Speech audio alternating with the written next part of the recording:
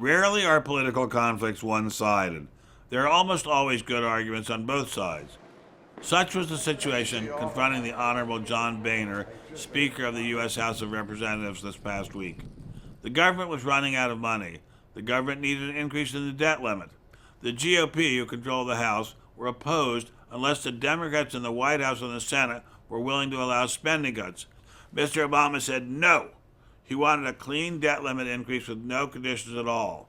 Now, in the last 3 years, this kind of standoff has resulted in crises, cliffhangers, and shutdowns. Some modest savings were accomplished by them, but by and large, they just left the impression that the GOP Congress was bullheaded and short-sighted. Now, as F. Scott Fitzgerald famously said, it takes two to make an accident. To my way of thinking, Mr. Obama's wild overspending and obstinacy led to these crises at least as much as GOP obstinacy and undertaxing. But the public did not see it that way. They largely blamed the Republicans. Mr. and Ms. America are the real audience here. Mr. Boehner saw that he could have another ruckus with Mr. Obama and shut down the government. But if he did, he would lose an immense opportunity. The public is angry about the mess involving Obamacare.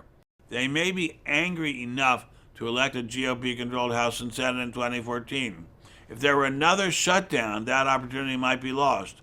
So to protect the party, to avoid the impression of an obstructionist Republican Party, Mr. Boehner broke with the overwhelming majority of his caucus. He allowed a vote on the debt ceiling increase. It passed via immense Democrat support. The bill is passed without objection. And now he looks like a statesman, and maybe he is, but he's a very smart statesman. And while the Tea Partiers are screaming for his scalp, politics is a devious game, and he may have just done something extremely clever.